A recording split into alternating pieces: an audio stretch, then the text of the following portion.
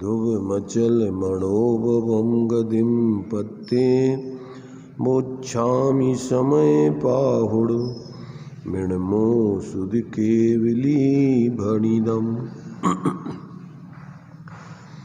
नमः समय साराय स्वानुभूत्या चकाशते चित्स्वभावाय भावाय सर्वे भावान्तरच्छिदे।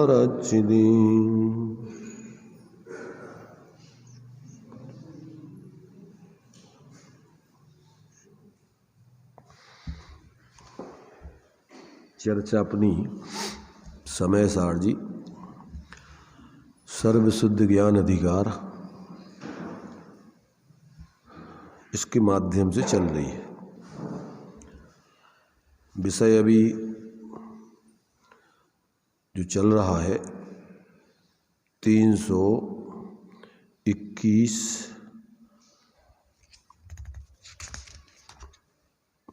22 23 तीन गाथाओं के माध्यम से यहाँ अपना विषय चल रहा है। इसमें ये बात बतलाई है कि जो निश्चय निरपेक्ष उत्कृष्ट से उत्कृष्ट व्यवहार का पालन किया जाए तो भी वो अपना आत्म प्रयोजन आत्महित की सिद्धि करने में समर्थ नहीं है। अर्थात निश्चय को छोड़कर मात्र व्यवहार में ही प्रवृत्ति करके कोई सुखी होना चाहे मोक्ष पाना चाहे तो कहते असंभव है। निश्चय के साथ व्यवहार जो चलता है तो उसका साधक अवस्था में सुमेल बनता है, अथवा जो व्यवहार परमार्थ के लिए किया जाता है तो वो व्यवहार पूर्वचर उपयोगी है। परंतु निश्चय निरपेक्ष जितना भी व्यवहार है आचार्य कहते वो अपने लिए आत्मकल्याणकारी नहीं है। इन तीन गाथाओं में इस बात को आचार्य देव ने सिद्ध किया है कि लोक जो मानता है कि इस लोक की व्यवस्था करने वाले भगवान हैं, कोई काल्पनिक उन भगवान को मानते हैं, तो कहते हैं ऐसे ही अगर जैन धर्म में भगवान जिनेंद्र को मानने वाले अनुयायी भी अगर वो भी क्या करें, अगर वो भी पर के कर्तृत्व को एकांत से मानते हैं कि मैं पर का करता हूँ, उनको सुखी करता हूँ आदि आदि, उनकी रक्षा आदि करता हूँ, तो कहते हैं उनमें कोई अंतर नहीं है, दोनों के लिए मोक्ष नहीं होता है। अब उसी से संबंधित एक कलश दिया हुआ है। इसमें ये बात सिद्ध की है कि जब आत्मा का परद्रव्यों से कोई संबंध ही नहीं है तो फिर पर का कर्ता कर्म संबंध उनके कैसे हो सकता है। ये 200 नंबर के कलश में आचार्य देव स्पष्ट करते हैं। तो अभी अपन ने जो पढ़ा था तीन गाथाओं के अर्थ को, उसकी टीका को, भावार्थ को, तो देखिए आगे वो कलश भी आचार्य अमृतचंद देव दे रहे हैं, उसको स्पष्ट करके आगे अपन आचार्य जयसेन स्वामी क्या कहते हैं इस संबंध में, उनके विचारों को अपन देखेंगे। तो देखिए अभी कल जो अपन ने पढ़ा था उस भावार्थ को एक बार लेकर के और आगे का कलश पढ़ के उसका अर्थ करके आगे चलेंगे।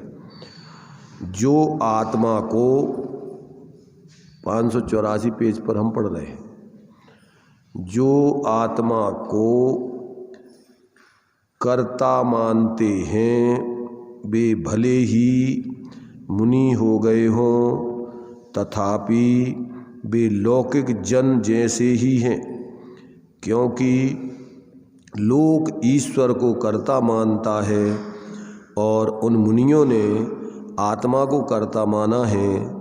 इस प्रकार दोनों की मान्यता समान हुई। इसलिए जैसे लौकिक जनों को मोक्ष नहीं होता उसी प्रकार उन मुनियों की भी मुक्ति नहीं है। जो कर्ता होगा वह कर्म के फल को भी अवश्य भोगेगा और जो कर्म के फल को भोगेगा उसकी मुक्ति कैसे होगी। संसार में ही उसको रहना पड़ेगा। तो जो इस प्रकार के पर के कर्तृत्व आदि की मान्यता है तो कहते हैं वो तो अज्ञान भाव है, मिथ्यात्व भाव है, वो वास्तव में वस्तु स्वरूप से प्रतिकूल है। तो सबसे पहले तो वस्तु स्वरूप की स्वतंत्रता समझ करके और फिर अपने उस स्वरूप का अवलंबन करके स्वाश्रय से ही मोक्ष मार्ग प्रकट होता है, शांति का मार्ग, निराकुलता का मार्ग प्रकट होता है। और जब तक इस प्रकार से पूर्ण स्वाश्रय की स्थिति नहीं बनती तब तक चारित्र में अस्थिरता जन्य बाह्य परिवर्तन होता है, पर उसमें विवेक बरतता है, उसमें एकत्व बुद्धि पूर्वक की प्रवृत्ति नहीं होती है और वो इस प्रकार से मिथ्यात्व अज्ञान कसाय पूर्वक की प्रवृत्ति तो अनंतानंदी आदि जन्य करते ही नहीं है। जो अस्थिरता जन्य भी प्रवृत्ति होती है उसमें बराबर भेद विज्ञान रख करके और विवेक रखते हुए शुभ कार्यों को करते हुए उसमें ये जानता है कि वास्तव में ये अपने लिए पुण्य बंध का कारण है। जब तक अपन संसार में रहेंगे अभी इस प्रकार से व्यवहारिक दृष्टि से सदगतियों में आत्मकल्याण के अनुकूल माहौल में रहकर अपनी उत्कृष्ट आत्माराधना का लक्ष्य रखते हुए उसका प्रयत्न करेंगे। तो ऐसा ज्ञानियों के जीवन में संतुलन सम्यक प्रकार से विवेक पूर्वक उनका स्वाश्रित जीवन होता है। और जो जीव एकांत से साधकों के जीवन का व्यवहार देखकर और एकांत से उस व्यवहार से ही अपनी मुक्ति मानते हैं, सुखी होना मानते हैं, उनका कल्याण नहीं होता है। अब आगे पर कर्तृत्व के अभाव बताने के लिए ये आचार्य देव 200 नंबर का श्लोक देते हैं। देखिए उसको पढ़ते हैं। नास्ति सर्वेपि संबंधा परद्रव्यात्म तत्त्वयों कर्तृकर्मत्व संबंध अभावे तत्कर्तृता कृता।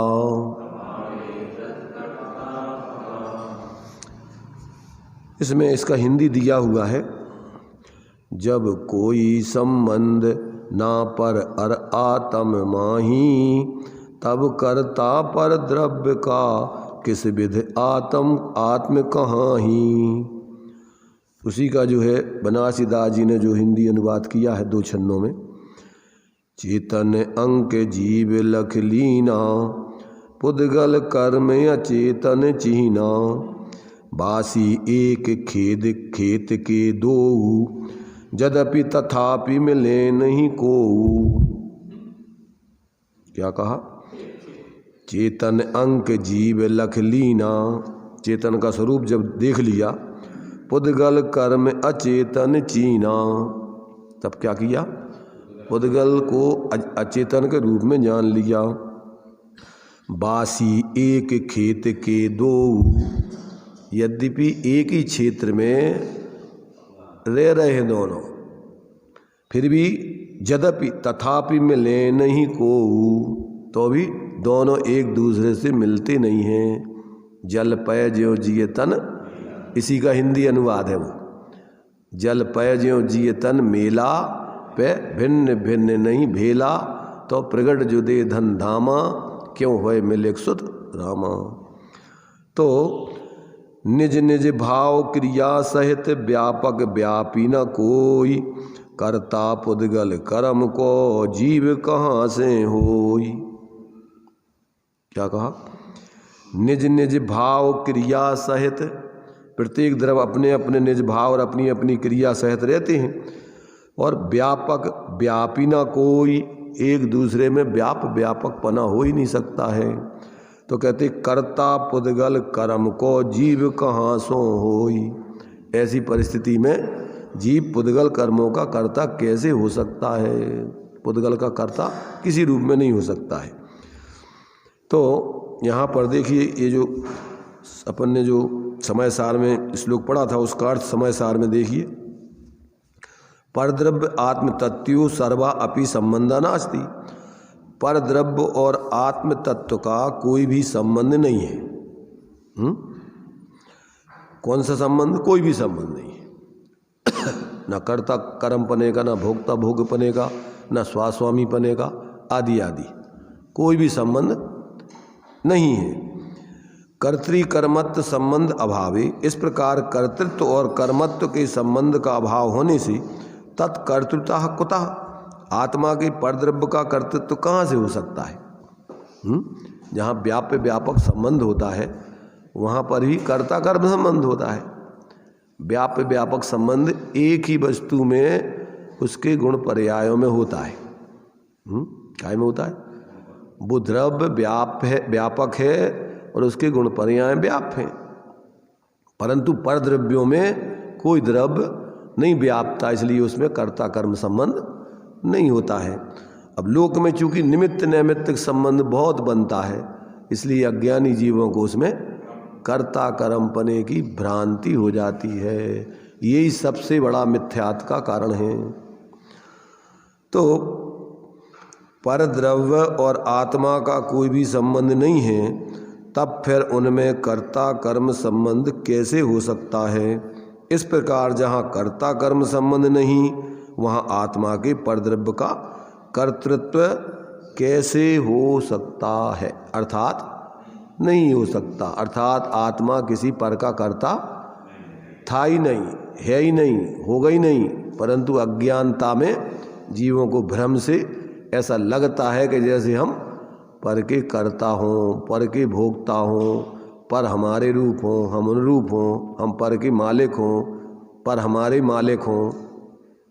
क्या लगता है? ये सब भ्रांति होती है। तो इस प्रकार से इस कलश में आचार्य देव ने यही बात स्पष्ट की है कि किसी भी प्रकार से जीव वास्तव में परद्रव्यों का कर्ता आदि नहीं है, क्योंकि उसमें एक दूसरे का व्यापक संबंध नहीं होता है। इसमें जो है ये इतनी ही बात बता करके आगे जो है जयसेनाचार्य देव ने क्या है बहुत ही सुंदर तरीके से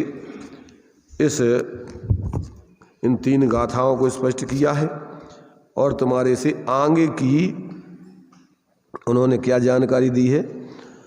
अब आगे का जो है इन्होंने एक प्रकार से चूलिका लिखी हुई है। काय की चूलिका? इस समय सार ग्रंथ की चूलिका कहते हैं सर्वशुद्ध ज्ञान अधिकार को। अभी तक जो 9 अधिकार हो गए हैं, अब उसका उपसंहार इस समय सार के अंत में इस सर्वशुद्ध ज्ञान अधिकार में कर रहे हैं। तो अब कहाँ कहाँ क्या विषय बताएंगे और उस चूलिका का क्या अर्थ है वो स्पष्ट कर रहे हैं। तो देखो, सर्वविशुद्ध ज्ञान अधिकार कहो या चूलिका कहो, इन दोनों में कोई अंतर नहीं है। क्यों? सर्वविशुद्ध ज्ञान किसे कहते हैं? कि जिस ज्ञान में जो जैसा है वैसा जान लिया जाए, गलत को गलत, सही को सही, स्वा को स्वा, पर को पर, हे को हे, उपाधे को उपाधे, ऐसा जिसमें कहीं कोई भ्रम ना रहे जिस ज्ञान में, उस ज्ञान का नाम है सर्वशुद्ध ज्ञान। जिस ज्ञान में भ्रांति हो, कुछ का कुछ जाने माने, तो वो ज्ञान सर्वशुद्ध नहीं है, सम्यक नहीं है, मिथ्या ज्ञान है। इसलिए इन 9 अधिकारों में जो विषय समझाया गया है, अब उसी विषय को सर्वशुद्ध ज्ञान अधिकार में उपसंहार के रूप में, चूलिका के रूप में समझाया जा रहा है। तो चूलिका की जो परिभाषा दी है, देखो इसको अपन पढ़ते हैं, और इन 96 गाथाओं में क्या क्या विषय आएगा उसकी भूमिका पातनिका आचार्य जयसेन स्वामी लिख रहे हैं। तो अपन को आगे का पूरा विषय पहले स्पष्ट हो जाएगा भूमिका के रूप में। तो देखिए, सर्वशुद्ध ज्ञान अधिकार के अंतर्गत समय सार चूलिका का वर्णन करते हैं। क्या है ये पूरे समय सार का उपसंहार है जो अभी तक पढ़ा 9 अधिकारों में। देखिए, इसके आगे जीवादि 9 अधिकारों में जीव के कर्तापन, भोक्तापन आदि के स्वरूप का यथास्थान निश्चय नय और व्यवहार नय के विभाग द्वारा सामान्य रूप से जो पूर्व में कहा गया है। क्या कहा गया है? जो 9 अधिकारों में कहा गया है, क्या जो 9 अधिकारों में पीछे कह के आए हैं। तो जीवादि 9 अधिकारों में जीव के कर्ता, भोक्ता आदि के स्वरूप का यथास्थान निश्चय और व्यवहार नय के विभाग द्वारा अब सामान्य रूप से पूर्व में कहा गया उसका ही विशेष वर्णन करने के लिए लोगस्य कुणदि बिण्णु इत्यादि गाथा से शुरू करके पाठ्यक्रम से 96 गाथाओं तक चूलिका का व्याख्यान करते हैं। पहले जो अपने लिए जीव अजीब का क्या है, कर्ता नहीं है, भोक्ता नहीं है, जीव अजीब नहीं है, जीव अजीब का नहीं है, अजीब जीव का नहीं है, ऐसा जो अभी अपन पीछे करके आए हैं। और सार जो आश्रव है, बंध है, संबर है, निर्जरा है, मोक्ष है, पुण्य है, पाप है, उसका क्या स्वरूप है, क्या स्वरूप नहीं है, ये जो सब कथन करके आए, अब उसी को सामान्य रूप से अब यहाँ उसी सामान्य से जो पूर्व में कहा गया है उसी का विशेष वर्णन यहाँ करेंगे, उसका और खास थोड़ा समझाएंगे।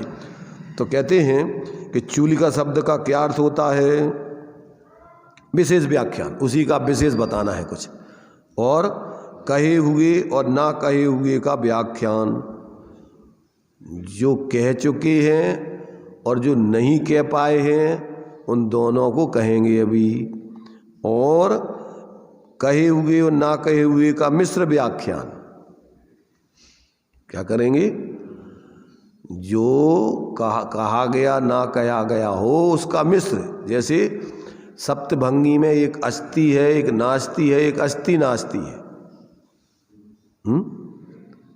एक अवक्तव्य है या अनुभय है।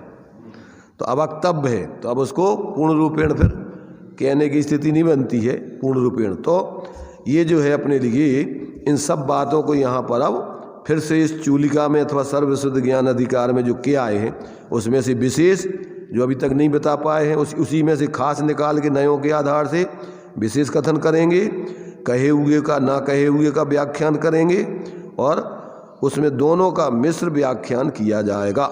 इसका नाम चूलिका है।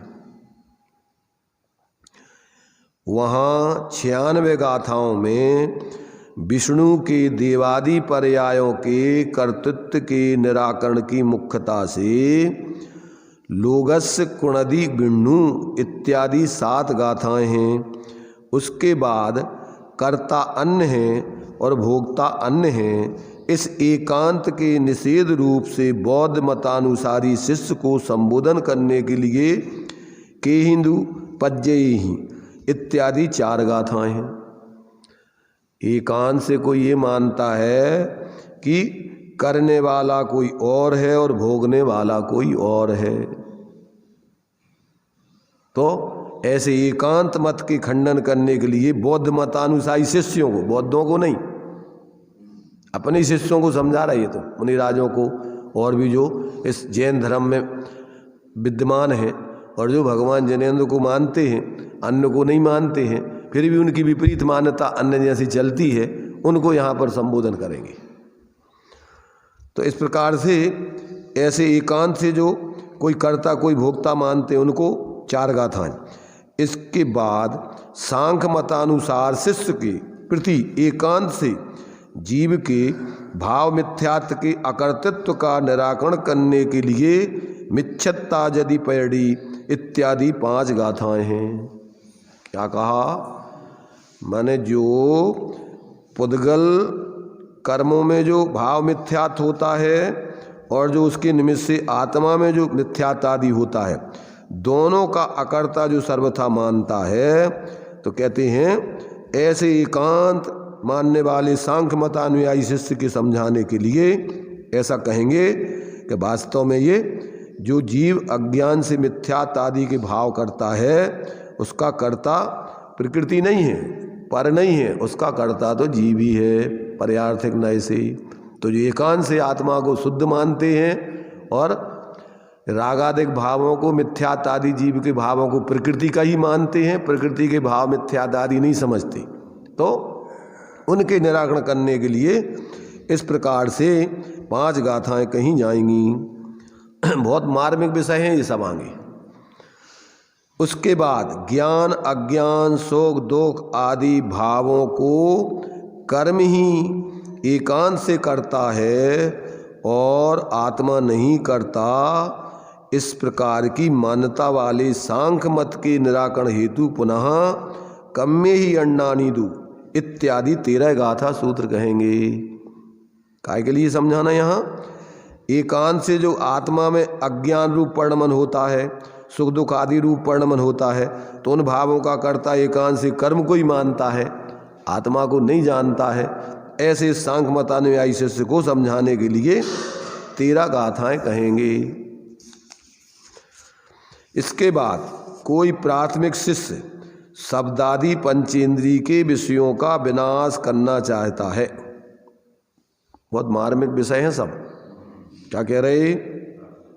कोई प्राथमिक शिष्य शब्दादि के विषयों का विनाश करना चाहता है, किंतु मन में स्थित विषयानुराग का घात करूं इस प्रकार विशेष ज्ञान को नहीं जानता है, उसे संबोधन करने के लिए दंसनाण चरितम इत्यादि 7 गाथा सूत्र हैं।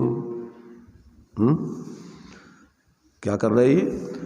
जो 5 इंद्रियों के विषयों का विनाश करना चाहता है, किंतु मन में जो विषयानुराग है उसका तो अभाव करना नहीं चाहता, और बाहर में उन 5 इंद्रियों के विषयों का नाश करके और अपने ज्ञान का नाश करना चाहता है। जो ज्ञान में ज्ञात होते हैं तो उसमें उनको नाश करना चाहता है। तो कहते हैं अंदर में तेरे जो उनके प्रति राग द्वेष मोह आदि के भाव हैं, उनका तो अनुराग त्याग करता नहीं है, उनको तो जानता नहीं है। ऐसे जीव को समझाने के लिए ये 7 गाथाएं लिखी गई हैं। अपरिपक्व, जो भी जैन धर्म में आया है पर उसके मर्म को नहीं समझता है, ऐसे अपरिपक्व शिष्य को समझाने के लिए ये सब गाथाएं हैं। 6 ढाला में इसके लिए बहुत सुंदर दिया है। 5 इंद्रियों के विषयों को विजय करने के लिए क्या करना? विषयों को नहीं घात करना, अलग करना। क्या बताया? रस रूप गंध तथा फरस अरु शब्द शुभ असुहावने, तिन में न राग विरोध पंचेन्द्रिय जयन पद पावने। क्या करना अपन को? विषयों को नहीं अलग करना है, उनमें राग देश छोड़ना है। तिन में न राग विरोध पंचेन्द्रिय जयन पद पावने।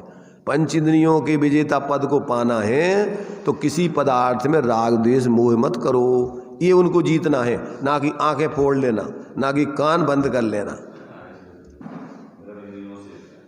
विषयों को नहीं, इंद्रियों को नहीं, परंतु उनके प्रति जो तुम्हारा अनुराग है, जो तुम्हारे विकारी परिणाम है, उनका त्याग करना है। अज्ञानी जीव क्या सोचता है? क्या बोलते हैं भैया सूरदास जी ने देखते थे तो परिणाम बिगड़ते थे, इसलिए आंखें फोड़ ली उनने। तो पदार्थों को दूर, अब तुम दूर चले जाओगे पर दिमाग में तो वही बना रहेगा। अगर तुमने बाहर के पदार्थ छोड़ दिए कि हमारे लिए उस वहाँ नहीं रहना, उस गांव में बहुत खराब लोग हैं, तो अब तुम्हारे दिमाग में तो वो खराब लोग घुस गए ना, तो तुम विचार कर करके वहाँ नहीं जाना है, वहाँ वो बहुत खराब लोग, तो उनसे द्वेष करते रहोगे। कौन खराब है लोक में? अरे भाई लोक में कोई खराब नहीं है। अगर खराब होते तो भगवान सर्वज्ञ हैं, उनके लाने बहुत परेशानी हो जाती। 24 घंटे आर्द्र ध्यान होते रहते उनके। खराब कौन है?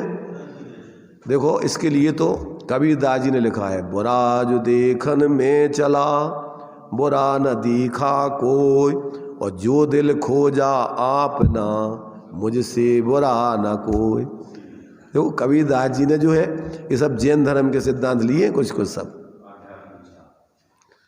तो भैया कोई बुरा नहीं है, हमारी दृष्टि खोटी है, हमारे अंदर के परिणाम ही हम जो है, हमारा हृदय खोटा है, दूसरा दुनिया में कोई खराब नहीं है।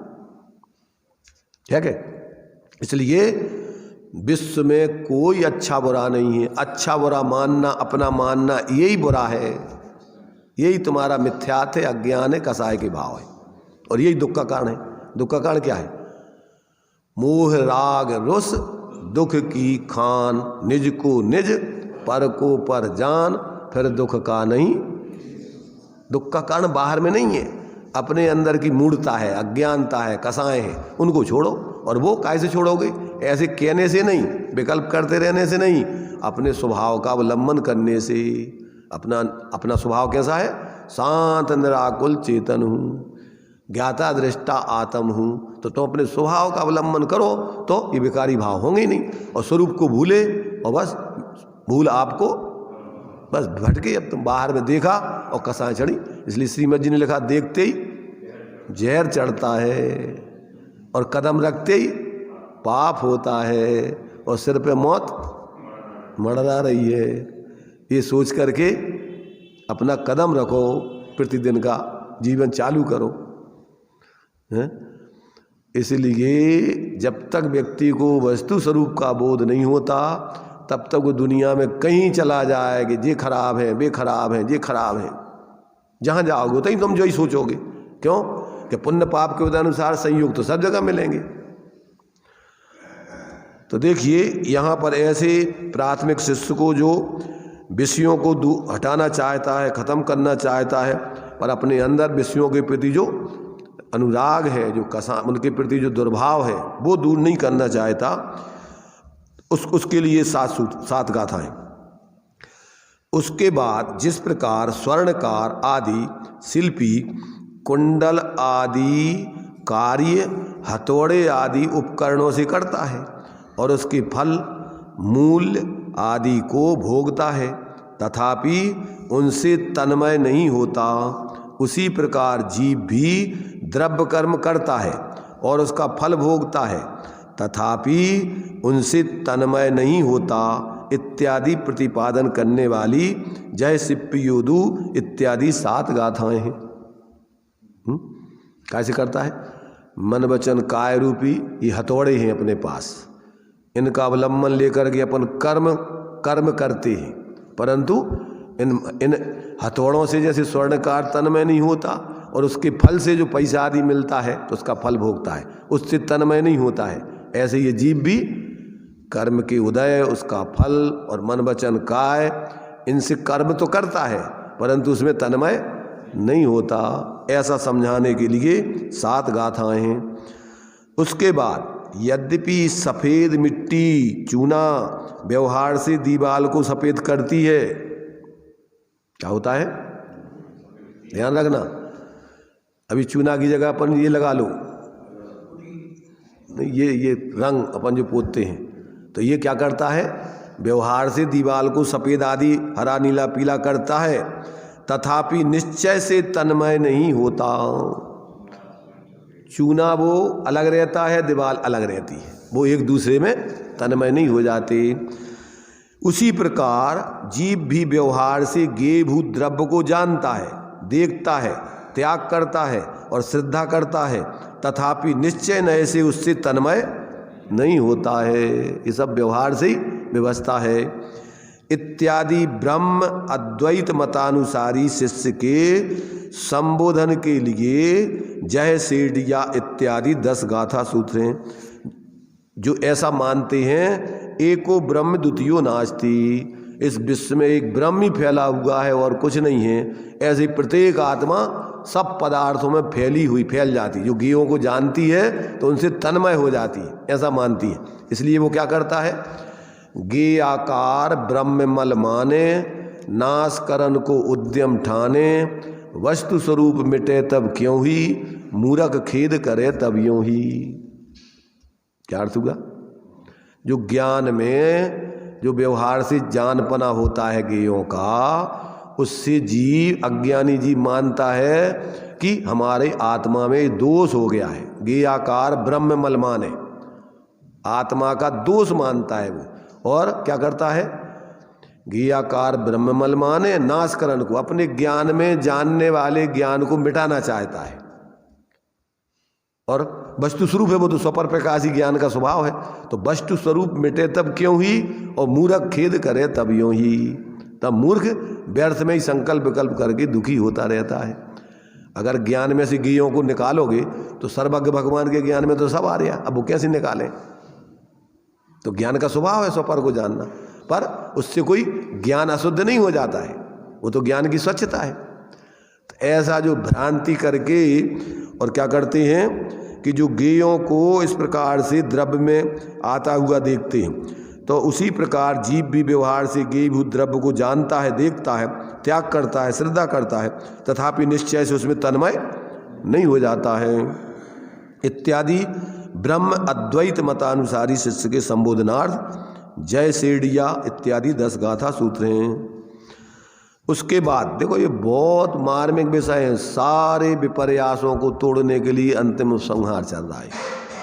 जीव कहाँ कहाँ भ्रांति करके परेशान है और वस्तु स्थिति क्या है, इन दोनों बातों को यहाँ पर स्पष्ट कर रहे हैं। इसका नाम सम्यक ज्ञान है और अन्यथा जानना उसी का नाम मिथ्या ज्ञान है।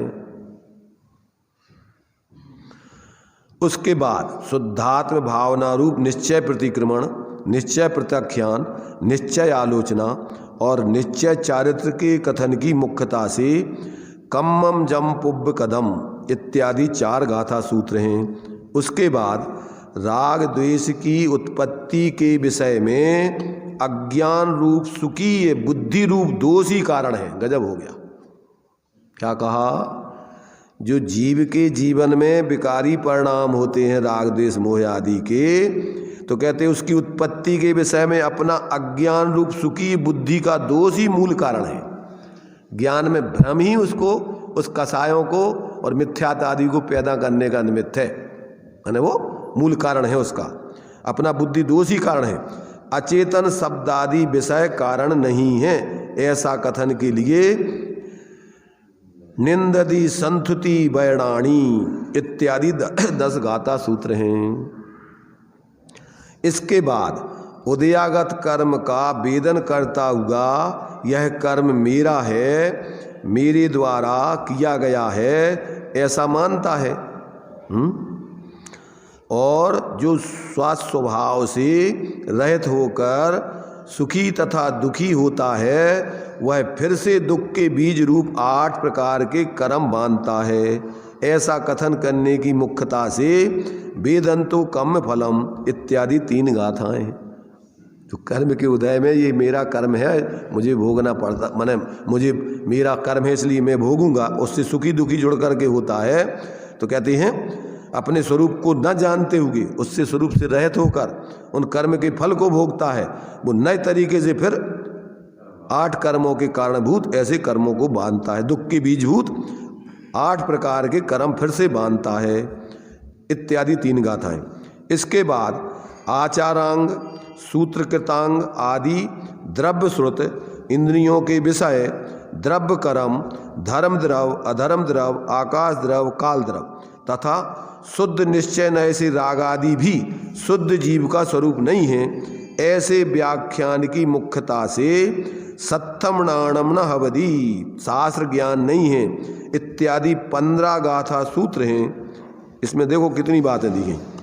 आचारांग, सूत्रकृतांग आदि जितना भी द्रव्य स्रोत है द्वादशांग जनवाणी का, इंद्रियों के विषय, द्रव्य कर्म और धर्म द्रव, अधर्म द्रव, आकाश काल तथा शुद्ध निश्चय नय से राग आदि भाव भी शुद्ध जीव का स्वरूप नहीं है। ऐसे व्याख्यान की मुख्यता से सत्थम नाणम नाहवदी इत्यादि 15 गाथा सूत्र हैं।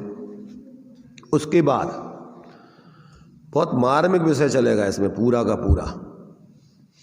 कहाँ कहाँ जीव भ्रमित है, कैसे कैसे जीव अज्ञानता से परेशान हो रहा है। जब तक ज्ञान में से भ्रम नहीं निकलेगा, कौन सा रोग है? भ्रम रोग है। तब तक उसके मिथ्यात्व कसायों का नाश करने में कोई समर्थ नहीं है। उसके बाद जिस शुद्ध नय के अभिप्राय से आत्मा अमूर्त है, उसी शुद्ध नय के अभिप्राय से कर्म नो कर्म के आहार से रहित है। इस प्रकार के कथन रूप अप्पाजस्य अमुत्तो इत्यादि 3 गाथाएं हैं। उसके बाद निर्विकल्प समाधि लक्षण भावलिंग से रहित यतियों के देह, यतियन मुनिराजों के देह आश्रित द्रवलिंग मुक्ति का कारण नहीं होता है और भावलिंग सहित यतियों के द्रवलिंग सहकारी कारण होता है। इस प्रकार के कथन की मुख्यता से पाखंडी लिंगाणियाँ इत्यादि 7 गाथा सूत्र हैं।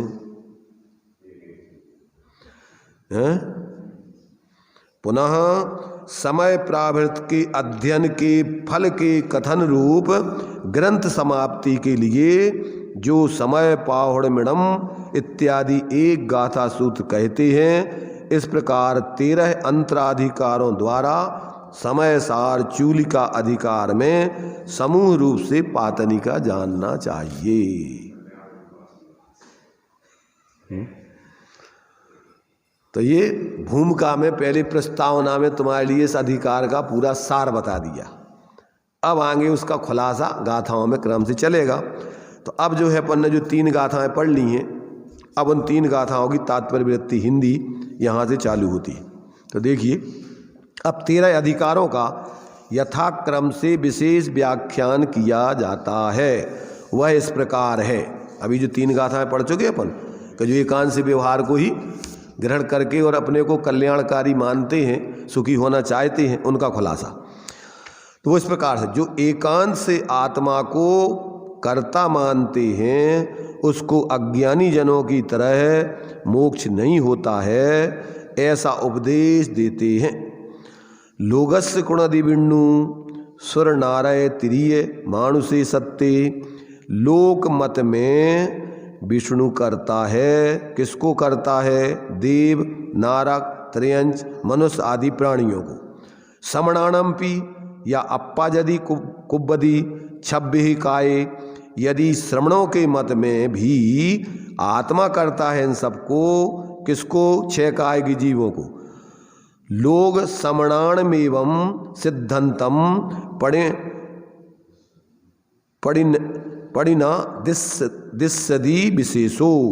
तो कहते इस तरह तो पूर्वोक्त प्रकार से सिद्धांत के प्रति या आगम के प्रति कोई भी अंतर दिखाई नहीं देता है। किस संबंधी अंतर दिखाई नहीं देता है? लोक मत संबंधी तथा श्रवण मत संबंधी मान्यता में सिद्धांत की दृष्टि से कोई अंतर दिखाई नहीं देता है। किस कारण से अंतर नहीं दिखाई देता? लोगस्य कुणदि बिन्नु और समणाणम अपवो कुणदि। लोक मत में विष्णु नामक परिकल्पित पुरुष विशेष करता है। क्या कहा? परिकल्पित माने ऐसा कोई है नहीं संसार में, सिर्फ कल्पना मात्र है। तो लोक में ऐसा उसको मान करके उसको कर्ता मानते हैं, और श्रवण मत में आत्मा को कर्ता मानते हैं। वहाँ विष्णु नाम है और यहाँ श्रवण मत में आत्मा नाम है। विष्णु और आत्मा में प्रतीति भेद नहीं है और अर्थ भेद भी नहीं है। माने उनकी प्रतीति में और उनकी वस्तु स्वरूप की मान्यता में कोई भेद नहीं, वस्तु स्वरूप में कोई भेद नहीं है, मात्र नाम भेद है। एवं न को भी मोक्षो दिशदी दोर्णमपि समण लोयाणम। इस प्रकार कर्तृत्व मानने में क्या दोष है? किसी के भी को मोक्ष दिखाई नहीं देता है। किसके? लौकिक जनों के तथा श्रमणों के। क्या विशेषता वाले श्रमण लौकिक जनों तथा श्रमणों के? नित्यम कुब्बंताणम सदैव माणुआसुरे लोगे। हमेशा कर्म करने वाले लौकिक जनों तथा श्रमण के कहाँ अर्थात मोक्ष दिखाई नहीं देता है। लोक में कैसे श्रमणों को मोक्ष दिखाई नहीं देता है? देव, असुर, देव, मनुष्य, असुर सहित इन किसी को भी मोक्ष दिखाई नहीं देता है। श्रमण के मोक्ष दिखाई नहीं देता है। अब देखो इसका स्पष्टीकरण कर रहे हैं, कुछ खुलासा। राग द्वेष मोह रूप से परिणमन ही कर्तृत्व कहा जाता है। मूल में क्या है? मूल में आत्मा मोह राग द्वेष का ही करता है। ये ही वास्तव में संसार का कारण है। वहाँ राग द्वेष मोह रूप परिणमन होने पर शुद्ध स्वभावी आत्म तत्व के सम्यक श्रद्धान ज्ञान तथा अनुचरण रूप निश्चय रत्नत्रयात्मक मोक्ष मार्ग से च्युत होता है। जब जीव बाहर में मोह राग द्वेष आदि करता रहेगा तो फिर वो अपने ने शुद्धात्मा की श्रद्धा ज्ञान लीनता रूप मोक्ष मार्ग की सिद्धि कैसे करेगा? जो रात दिन बाहर में ही लगा रहेगा, उनके कर्तापने का एकत्व मिथ्या मान्यता रखकर और निरंतर राग द्वेष करता रहेगा, तो अब वो अपने स्वरूप की श्रद्धा ज्ञान लीनता करके मोक्ष मार्गी और मोक्ष की सिद्धि कैसे करेगा? तो कहते हैं निश्चय रत्नात्रयात्मक माने परिणमन होने पर शुद्धात्म स्वभावी आत्म तत्व की सम्यक श्रद्धान ज्ञान तथा अनुचरण रूप निश्चय रत्नत्रयात्मक मोक्ष मार्ग से च्युत होता है, इसलिए मोक्ष नहीं होता है, ऐसा भावार्थ है। इस प्रकार पूर्व पक्ष रूप से 3 गाथाएं पूर्ण हुई। पूर्व पक्ष माने, पूर्व पक्ष माने जो जैन धर्म से या भगवान जैनेन्द्र के मत से विपरीत मान्यता वाला है, ऐसे पूर्व पक्ष को प्रस्तुत किया गया। तो यहाँ पर जो है मतलब ये है कि जो जीव अब जो व्यवहार नय के कथन को ग्रहण करके यह कहते हैं कि परद्रव्य मेरा है और इस प्रकार व्यवहार को ही निश्चय मानकर आत्मा को परद्रव्य का कर्ता मानते हैं, वे मिथ्या दृष्टि हैं इत्यादि अर्थ की सूचक गाथाएं दृष्टांत सहित यहाँ पर कहीं जाती हैं। तो अभी 3 गाथाओं में अपन को क्या विषय चला ये समझ में आ गया। जो जीव वस्तु की स्वतंत्रता नहीं जानता है, एक वस्तु दूसरी वस्तु की नहीं है, इसलिए एक वस्तु दूसरी वस्तु का कुछ नहीं कर सकती है, और अगर कर सकती है ऐसा मानता है, यही मिथ्यात्व है, यही अज्ञान है। और निरंतर उसके करने में राग द्वेष उसकी प्रवृत्ति बाहर में होती रहती, बाहर में लगा रहेगा तो निरंतर जो अच्छो जो बुरा जो हटाओ जो जुटाओ इसी में लगा रहेगा, तो उसका कभी कल्याण नहीं हो सकता है। तो ऐसी ये 3 गाथाओं में स्पष्टीकरण करके और भी अभी जो है ये कह रहे हैं कि जो एकांत से व्यवहार के कथन को ग्रहण करके माने उपचार को नहीं जानता वो, और वो उसको ही परमार्थ मान लेता है, तो कहते परद्रव्य मेरा है, इस प्रकार व्यवहार को ही निश्चय मानकर आत्मा को परद्रव्य का कर्ता मानते हैं, वे मिथ्या दृष्टि हैं इत्यादि अर्थ की सूचक अब आगे की ये दृष्टांत, उसका दृष्टांत देकर के खुलासा कर रहे।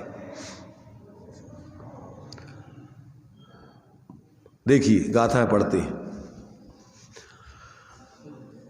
व्यवहार भाषि देण धू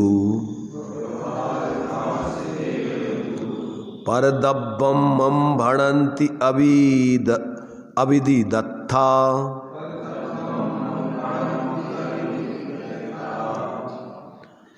जानन्ति निश्चयेन धू नाया मह परमाणु मित्तमवि किंची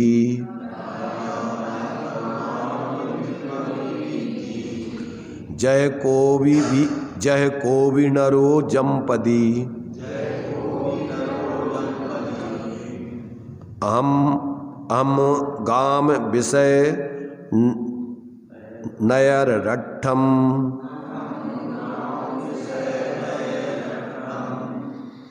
नया होन्ति तस्य ताणिदु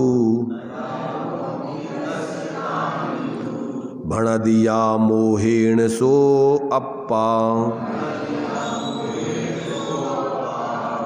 एमेव मिच्छा दिट्ठी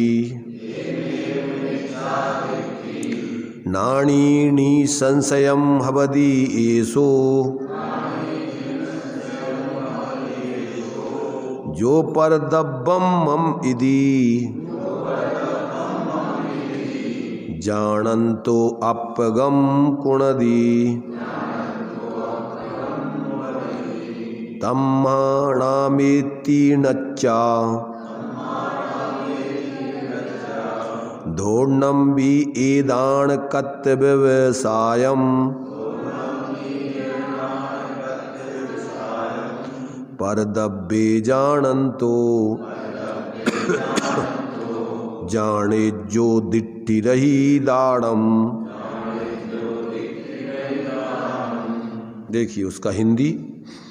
व्यवहार मूण तत्विद पर द्रव्य को मेरा कहे अणुमात्र भी मेरा न ज्ञानी जानता निश्चय ही से ज्यों पुरुष कोई कहे हमारा ग्राम पुर अरु देश है पर वो नहीं उसका अरे जीव मोह से मेरा कहे। इस रीति ही जो ज्ञानी भी मुझे जानता पर द्रव्य को वो जरूर मिथ्याति बने, निज रूप करता अन्य को। इससे न मेरा जान जीव पर द्रव्य में इन उभय की, कर्तृत्व बुद्धि जानता जाने सुदृष्टि रहत की। देखिए क्या कह रहे यहाँ, अविदित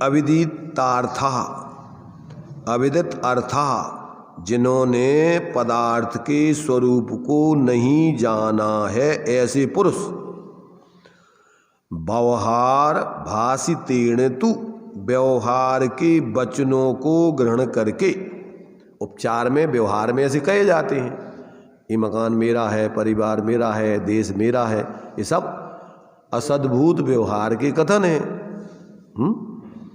तो अब कहते हैं इन व्यवहार के वचनों को ग्रहण करके और वो परमार्थ से परद्रव्यमम, इन परद्रव्यों को मेरा है, भणंती ऐसा कहते हैं। तू परंतु ज्ञानी जन निश्चय न जानंती, निश्चय से जानते हैं कि किंची भी कोई परमाणु मात्रम अपि, परमाणु मात्र भी न च मम, मेरा नहीं है।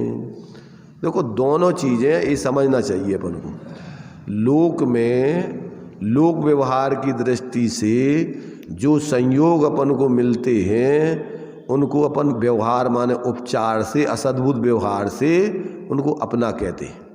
अगर उनको अपना नहीं कहें तो ये लोक व्यवस्था नहीं चलेगी, ना तो आप फिर व्यवस्थित तरीके से परिवार में रह पाएंगे, ना देश में रह पाएंगे, ना किसी प्रकार से जो भी नैतिकता व्यवहारिकता चलती है वो सब खत्म हो जाएगी। तो लोक व्यवस्था की दृष्टि से जो लोक में अपन को अपने कर्म अनुसार जो संयोग मिले हैं वो व्यवहार से अपने हैं, समझ रहे ना।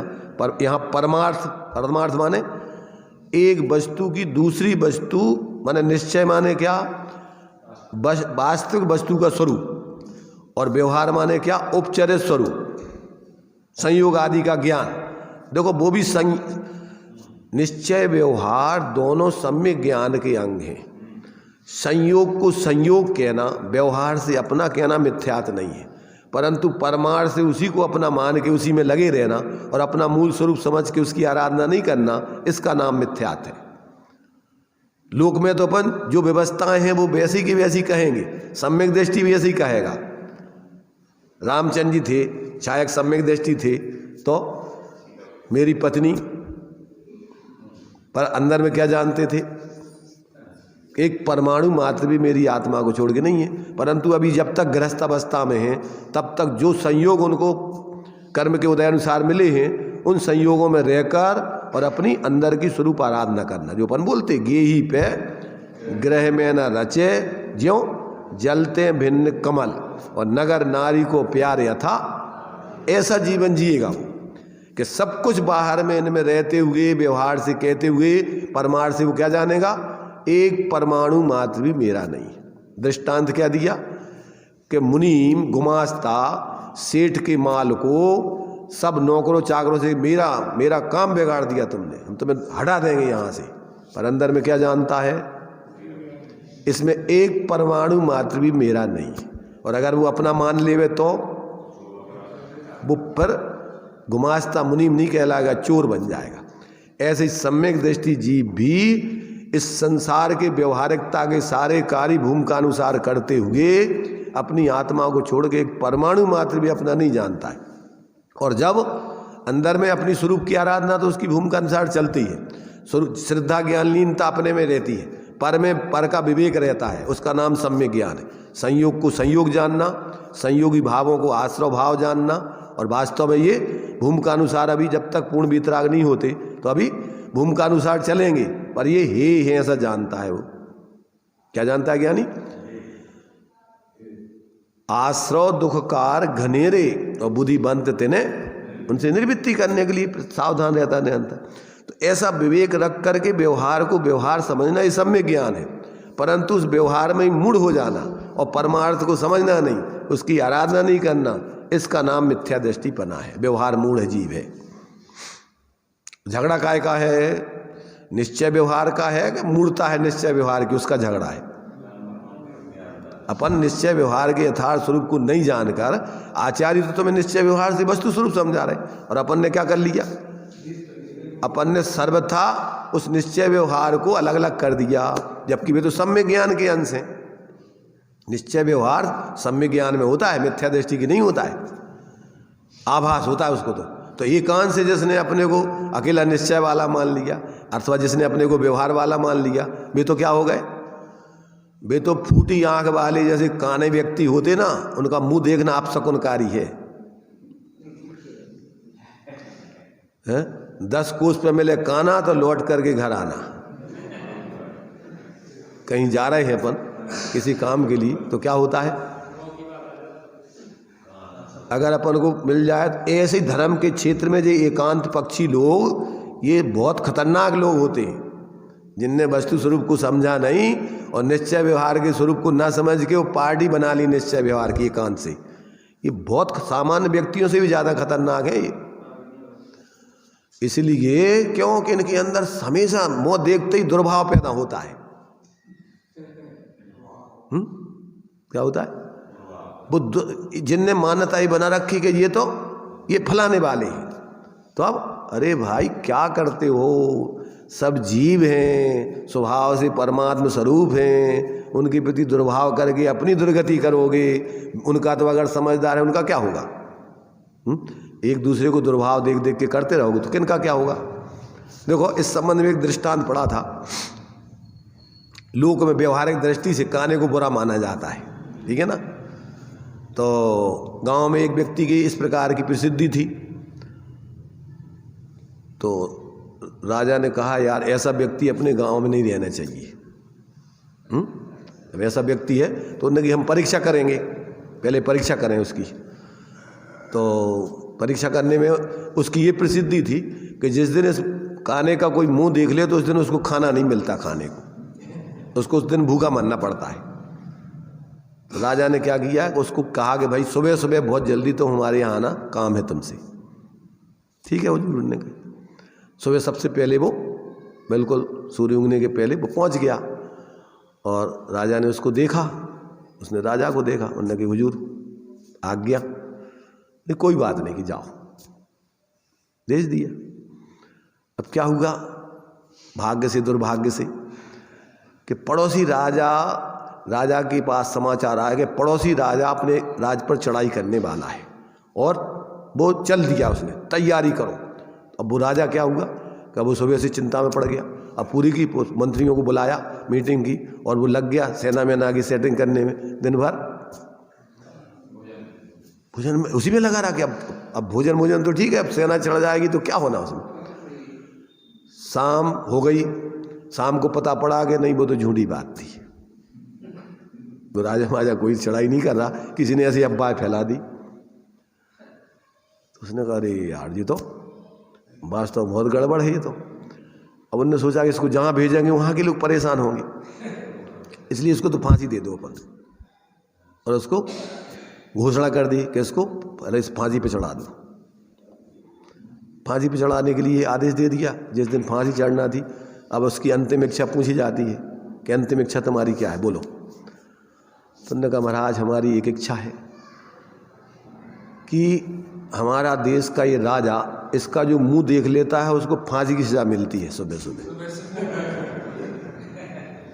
बोर्ड लगा दिया जाए दरवाजे के सामने, राजभवन के सामने, कि जो व्यक्ति इस राजा का सुबह सुबह मुंह देखता है उसके लिए फांसी की सजा मिलती है। उन्होंने कहा ये तो बहुत गड़बड़ हो गया है, ये तो भयंकर खतरा हो गया। भाई हमने तो वहाँ मुँह देखो, तुमने हमारा मुँह देखो, हमें फांसी मिली, तुम्हें तो रोज रोटी नहीं मिली, तो हमसे ज़्यादा खतरनाक तो तुम हो गए। उन्होंने कहा भैया हटाओ उसको, कैंसिल करो इसकी फांसी नहीं दी जाए। तो मतलब ये है कि अपन एक दूसरे के प्रति कोई बुरा नहीं है, अपनी दृष्टि बुरी है। अब वो कहता कि भाई हम जिस घर में रहते हैं वे तो लोग भूखे ही मर जाएंगे। रोजीना का रोजीना भी हमारा मुँह देखा क्या नहीं देखा है? और वे अच्छे प्रेम से रोजीना खा रहा है, जिंदा है कि नहीं है? तो ये सब क्या है, भ्रांतियाँ हैं। जब तक व्यक्ति को तत्व ज्ञान नहीं होता, आत्मज्ञान नहीं होता, तब तक इस प्रकार की मूर्खताएं लोक में चलती रहती। ऐसे ही धर्म के क्षेत्र में व्यक्तियों को जब तक तत्व का यथार्थ बोध नहीं होता, तब तक धर्म के नाम पर आपस में इस प्रकार की मूर्खताएं और एक दूसरे जीवों से जो गले लगाने लायक है, प्रेम, परस्पर प्रेम करने, सब जीव हैं, तो इस प्रकार की वृत्तियां चलती हैं। तो जब तक ये भगवान जनेन्द्र की वाणी को सम्यक प्रकार से व्यक्ति समझे ना, इन्हीं के नाम पे झगड़ा करता है। सांस पढ़ देखो, बेसी में नहीं करता। अब ये सांस पढ़ के वही में से ये सब निकल आए, निश्चय व्यवहार काय में से आ गए। तुम जानते नहीं है कुछ। अब उनसे पूछो, हम सब जाना थे, तुम निश्चय वाले हो, हम सब जाना थे, तुम व्यवहार वाले हो, कि हम सब जाना थे। मतलब ऐसी मिथ्या कल्पनाएं कर कर के वातावरण इतना गंदा हो गया। और चूंकि देखो, अब गलती किसी की नहीं है, जिसकी जैसी होनहार है उस आधार पर ही सब वातावरण बनेगा। इसलिए अपन को किसी के प्रति दुर्भाव नहीं करना है। अपने जीवन में अपन सम्यक समझ करके किसी प्रकार किसी के प्रति द्वेष नहीं करें, कोई धारणा नहीं बनाए, क्योंकि प्रत्येक व्यक्ति परिणमनशील है।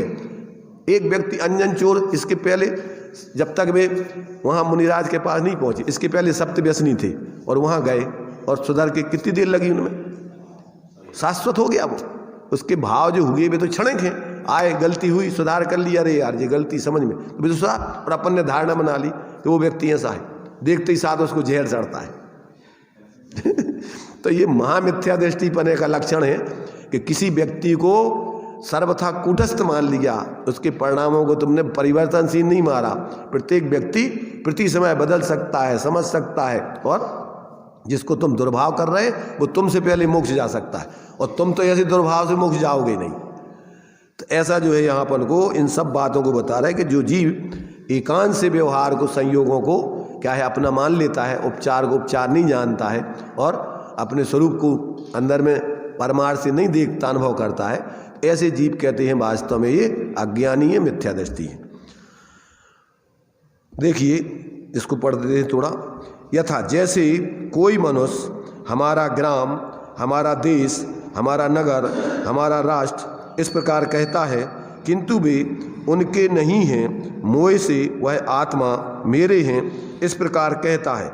इसी प्रकार जो ज्ञानी भी परद्रव्य मेरा है ऐसा जानता हुआ परद्रव्य को निज रूप करता है, वह निसंदेह अर्थात निश्चयता मिथ्या दृष्टि होता है। इसलिए तत्वज्ञ परद्रव्य मेरा नहीं है यह जानकर इन दोनों का, यानी लोक का और श्रवण का, परद्रव्य में कर्तृत्व के व्यवसाय को जानते हुए यह जानते हैं कि यह व्यवसाय सम्यक दर्शन से रहित पुरुषों का जानना चाहिए। माने वो जान लेते हैं, ज्ञानी जो होते तत्वज्ञ, कि इनकी जो मान्यताएं चल रही इस प्रकार की, वो सब कैसी हैं, अज्ञानतापूर्ण है, वो समझदारी की मान्यताएं नहीं है, और अपने जीवन में इस प्रकार की मान्यतापन को नहीं करना। और अगर कोई समझदार भी इस प्रकार मानने लग जाए तो वो भी अज्ञानी हो जाएगा, ज्ञानी नहीं कहलाएगा। तो ये अभी अपन ने गाथाओं का सामान्य अर्थ पढ़ा है, अभी टीका वगैरह में जो खुलासा दिया है उसको अपन अच्छे तरीके से समझ करके अपने जीवन को मिलान करेंगे। अकेले शास्त्र को नहीं पढ़ना है अपन को, इन शास्त्रों से किसको पढ़ना है, अपने हृदय में अपने को पढ़ना है कि हम कहाँ खड़े हुए हैं। मोक्ष मार्ग प्रकाशक जी में जितने भी दोष बताए तो उन्होंने लिखा अंत में कि हमने जो ये दोष बताए हैं तो अपने में ऐसे दोष हों तो उन्हें निकालना, और दूसरों में ही ऐसे दोष देख देख करके कसाई मत होते रहना, अन्यथा तुम्हारा बहुत बुरा होगा।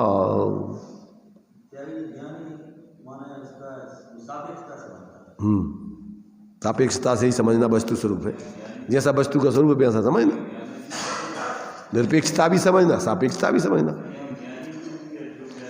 देखो उसकी कई विवक्षाएं हैं और उस पर अपन विचार करेंगे। ज्ञानी को मतलब तुम शास्त्र पढ़ रहे सब, अरे तुम बड़े ज्ञानी हो हैं, और तुम ऐसी मूर्ताएं कर रहे, तुम काय के ज्ञानी हो। तो ऐसा मतलब सब पढ़ करके और तुम ऐसी मान्यता विपरीत नहीं छोड़ रहे, तो फिर काय के ज्ञानी? वो भी अज्ञानी है, फिर कैवे को ज्ञानी है। तो मतलब उसकी कई विवक्षाएं। अथवा जो ज्ञानी हो जाता है और वो भी ऐसा मानने लग जाए तो मिथ्या दृष्टि बन जाएगा। जब तक छायक सम्यक्त नहीं हुआ तब तक तो भटकने के चांस है ना। इसलिए अगर वो भी ऐसा मानेगा तो वो भी मूढ़ होकर के अज्ञानी बन सकता है। चलिए,